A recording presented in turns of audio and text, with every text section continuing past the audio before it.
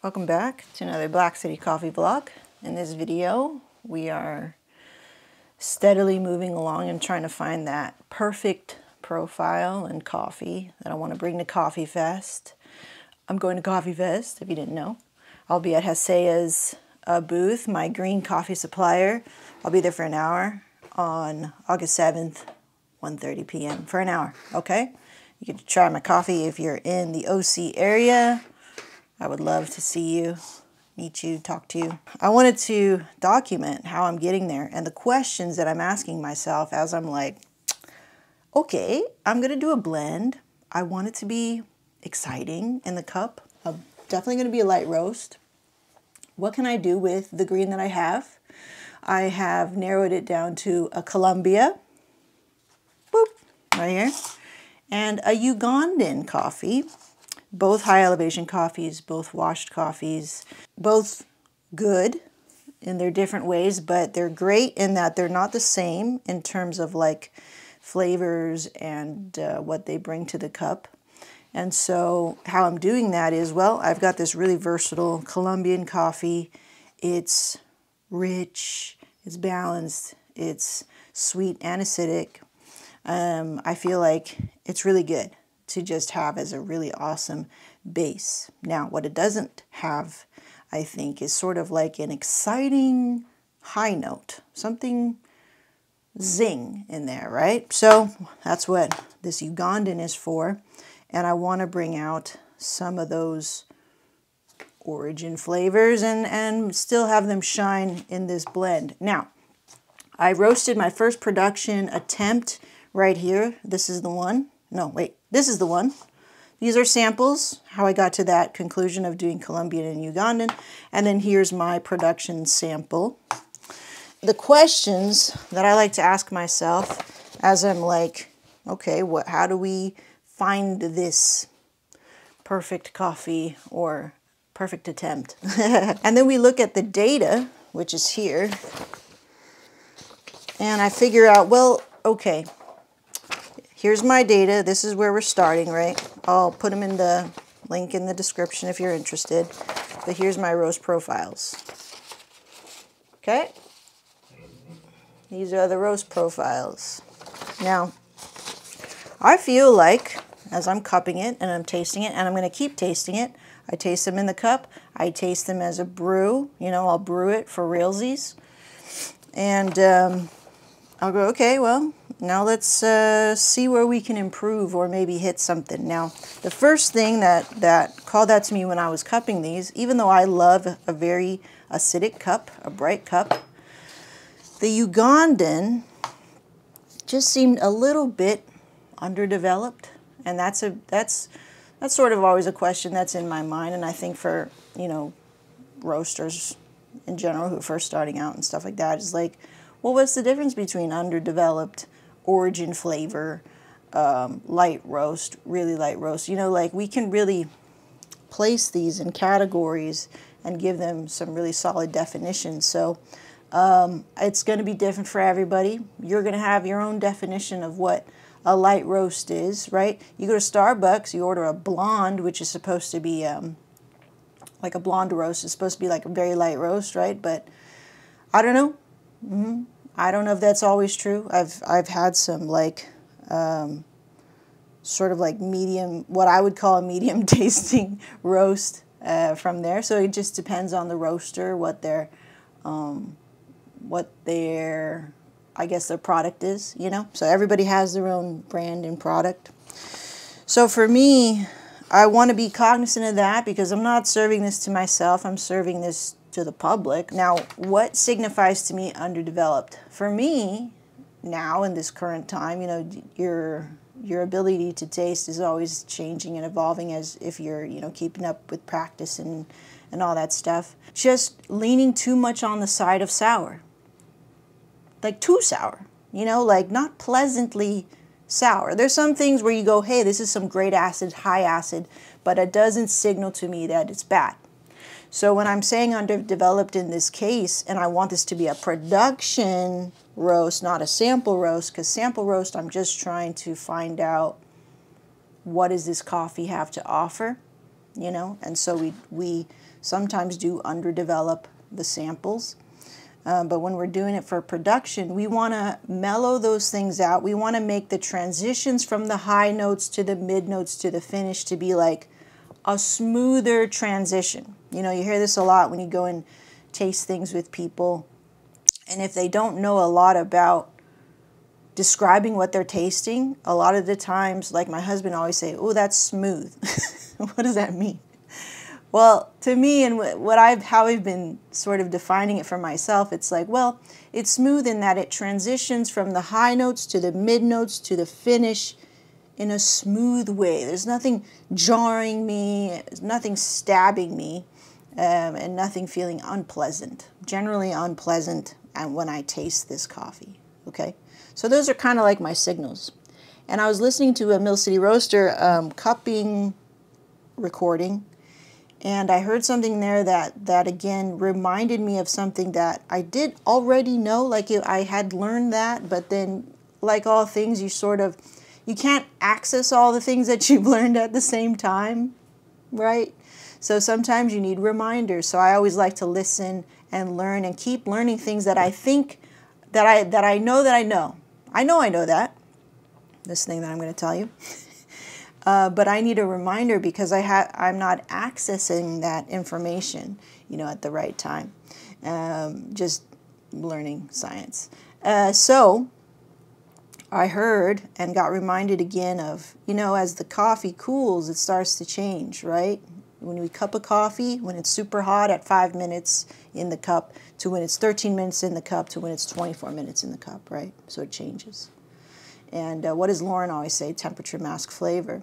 So as the coffee begins to cool, we start to see how this coffee changes. Now, another thing that she mentioned in this video, if a coffee is not holding its flavors consistently from like hot to cool, that's an indicator of something going wrong in the roast.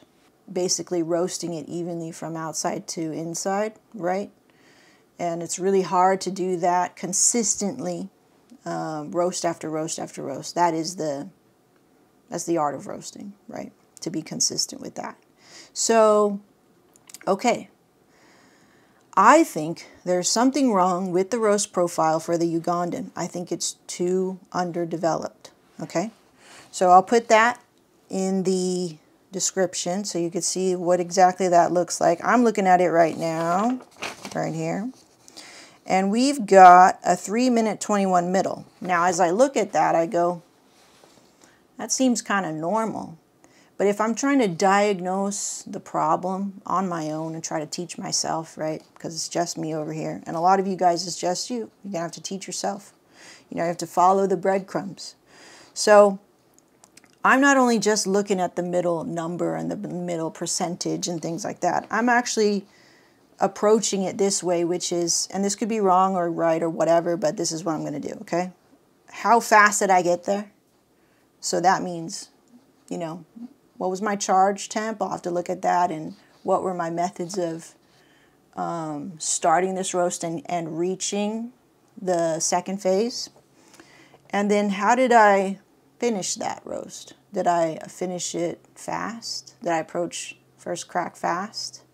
Did I approach it slowly, too aggressively? Maybe it was too fast, right? So if we're getting sort of underdevelopedness, that means the inside is just not cooked enough, you know? Like an undercooked chicken. Outside is nice and seared and it looks done, but on the inside, it's still kind of red. Okay? So maybe. Now, we're also looking at the finish. This seems a little shorter in comparison to what I felt like was a very good roast on the Colombian. This is my Ugandan, Colombian. Now, I had this sample roast with me at the roaster, and I'm comparing and I'm trying to match. Now, I think what I should have done was just gone a little bit darker, but I don't know. When we're just going based off of color and the first attempt, yeah, it's going to be a Hail Mary. It's going to be a Hail Mary because we have nothing really to compare it to. And that's normal, okay? I want you to know that's normal. You do your first attempt, and it's not going to be perfect, most likely. For me, it usually takes me about 3 times, you know, till I find that I get where I want to be in the cup and be sort of consistent and have like a replicable roast profile for me to follow, you know. It takes me about 3 times. Sometimes a little longer, maybe sometimes like 5 times. But 3 times, I try to go for 3 times just because, you know, it costs money for this green that you didn't roast perfectly, right? Yeah, I'm drinking it. Yeah, I'm not wasting it, but there's always that feeling of like, I don't want to waste, right? We want to minimize waste in general. The Ugandan was my second roast out of the gate, okay? So we actually did a 30-second soak at a 390 charge for this guy. I think with this new probe too, right, I'm still getting used to it. I have some habits that are lingering from my 5mm probe. Like, I know I'm supposed to hit this, and then maybe I'll mark an event preemptively because I feel like I hit it before. And so I just maybe am too brainless about that. So I'm trying to be cognizant of that too. And I hit first crack around 380. That's good, but it still feels a little early at 7 minutes 47. So that means, that signals to me in terms of diagnosing the problem, I feel like I have an underdeveloped coffee. I taste it. I feel like I'm tasting it. Taste is subjective. And if I look back at my notes and everything like that, and I consider all the things like reaching first crack at 7 minutes 47, I feel like that's early, right? I feel like it should be maybe like 20 seconds later. Okay, so my heat application during the second phase can be too high. When I'm at the roaster, because I'm going to go roast my second attempt right now, I feel like this is good. So this is a good profile. I like this profile. It's a very nice base. But now I just need to work on developing these flavors a little bit more, which is not underdeveloping it. Again, using this is the first time roasting Uganda on this new probe. That's why. So I feel like I need to give myself the time to figure it out. In the middle, I mean, stretch out that middle for about 20 seconds.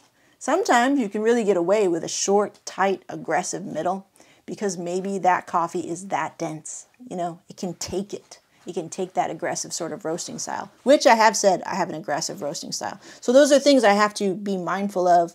Again, new probe, this coffee, and how it's behaving, and then how it's going to behave along with Colombian, right? Okay, let's go do it.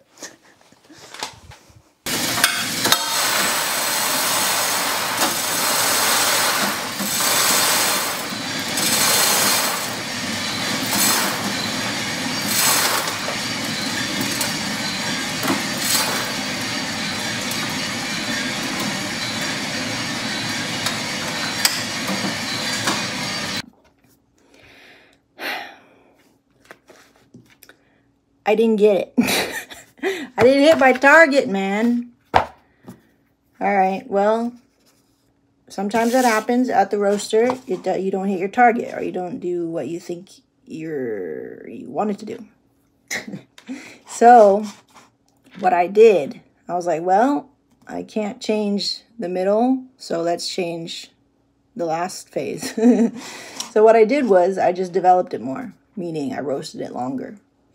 I really took the heat down all the way to almost nil, and kept monitoring, you know. I want to make sure all them little crags are still in there for me. I'm like, please, I don't want to lose that, you know, that lime in there that I taste, that citrus, which I think I did. It's still quite craggly, but the finishing temp is quite higher, and the development time is quite higher. So when that happens, when you quote-unquote mess up at the roaster, you don't know that you messed up yet. You might have nailed it in some other way, okay?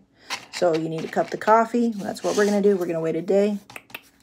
We got a lot of time to figure this out. You know, I want it to be the best that these coffees can give me. I don't have a blend like this on the site, and I really want to go with a really high acid, acidic forward, high noted blend for this, because I think the people that will be at Coffee Fest are people who appreciate that. But yeah, we don't have anything like this on the site, so let's, you know, keep going. Let's figure it out. All right, let's come back and cup these guys in a day. But yeah, I was a little dismayed at that. That's roasting.